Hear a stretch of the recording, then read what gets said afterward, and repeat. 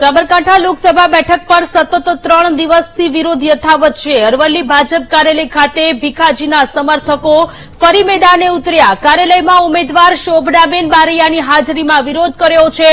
સાબરકાંઠા બેઠક પર ભીખાજી ઠાકોરને ટિકિટ આપવાની જીદ સાથે સમર્થકો ઉગ્ર વિરોધ કરી રહ્યા છે।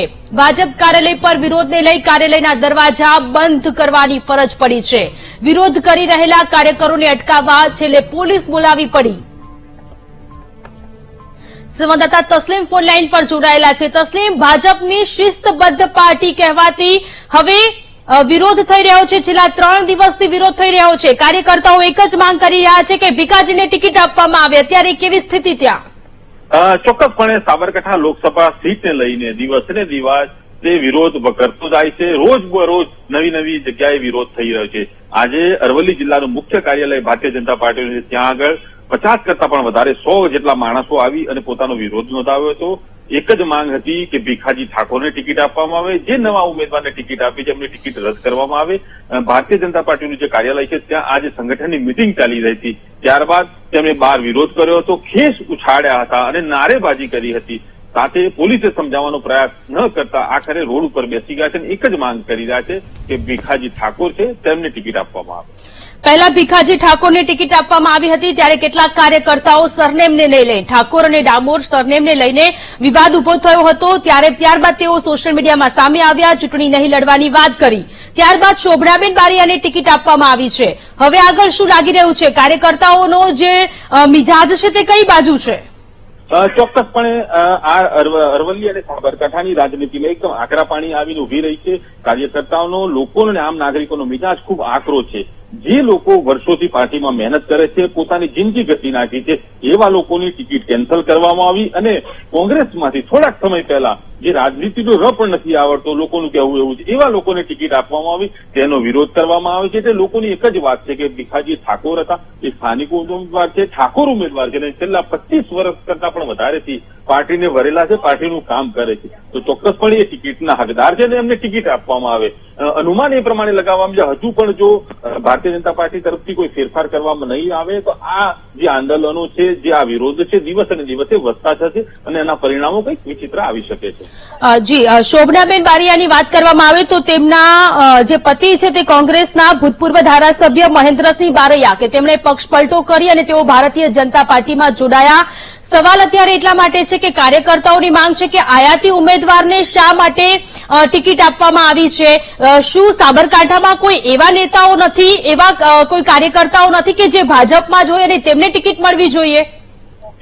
જો અહીંયા એક વાત સ્પષ્ટપણે આપણે જોવી જોશે કે સાબરકાંઠા અને અરવલ્લી જિલ્લામાં તમામ લોકો જે હાલ પદ ઉપર છે, જે લોકોને એમએલએ ની ટિકિટ મળી છે, તમામ લોકો ક્યાંક ને ક્યાંક કોંગ્રેસ સાથે જોડાયેલા છે, આ તો કોંગ્રેસમાંથી આવ્યા છે।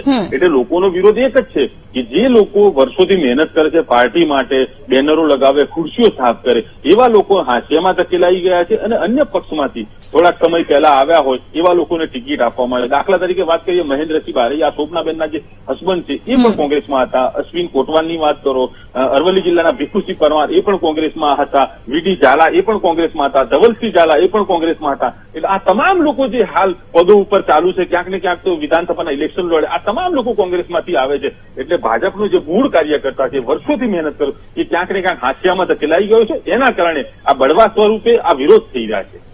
તસ્લીમ, આપણે છેલ્લા ઘણા સમયથી જોઈએ છીએ કે ભારતીય જનતા પાર્ટીનું જે શિસ્તબદ્ધ પાર્ટી કહેવાય છે, એમાં વિરોધ થતો નહોતો। અત્યાર સુધી એવું હતું કે કોંગ્રેસમાંથી જ આ પ્રકારની ઘટનાઓ સામે આવતી હતી। હવે મોવડી મંડળને કઈ કઈ બાબતોનું ધ્યાન રાખવું પડશે? કારણ કે આ એક જ બેઠકને લઈને નથી, વડોદરામાં પણ આ રીતનો વિરોધ થયો છે। ચોક્કસપણે ભારતીય જનતા પાર્ટીમાં આજ દિન સુધી કોઈને ટિકિટ મળે કે ન મળે, માત્ર ને માત્ર લોકો એવું કહેતા હતા કે મોદી સાહેબના નામ ઉપર વોટ માંગે છે અને મોદી સાહેબના નામ ઉપર જીતીએ છે, પણ આ વખતે પરિસ્થિતિઓ કંઈક અલગ જ નિર્માણ થઈ છે। અરવલ્લીથી વિરોધની શરૂઆત થઈ ગઈ છે કે ભાઈ અરવલ્લી બાદ અનેક જગ્યા પેટા ચૂંટણીની પણ વાત કરો તો એમાં પણ કોંગ્રેસના તમામ લોકોને ટિકિટો આપવામાં આવી છે। એટલે ચોક્કસ વિરોધ ખૂબ વધી રહ્યો છે। મોવડી મંડળે અને ભાજપે જાગૃત થવાની જરૂર છે। જે લોકો વર્ષોથી મહેનત કરતા હતા એમને સાઇડલાઇન ન કરવા જોઈએ, એવા લોકોને ટિકિટ આપવી જોઈએ, તો કદાચ આ વિરોધ થોડો ઓછો થાય। એટલે ચોક્કસ આવી બાબતોનું ભારતીય જનતા પાર્ટીએ ધ્યાન રાખવું પડશે, નહીં તો આવનાર દિવસોમાં આના કરતા પણ વધારે પરિસ્થિતિ ખરાબ થઈ શકે છે। જી તસ્લીમ, આભાર તમામ વિગતો માટે। સખ્ત વિરોધ કરવામાં આવ્યા છીએ અને ભીખાજીના સમર્થનમાં આવ્યા છીએ અમે, બરાબર. અને ભીખાજીને ટિકિટ મળવી જ જોઈએ એ અમારું છે. આગામી સમયમાં કેવી તૈયારી રહેશે તમારી જો ટિકિટ નહીં મળે?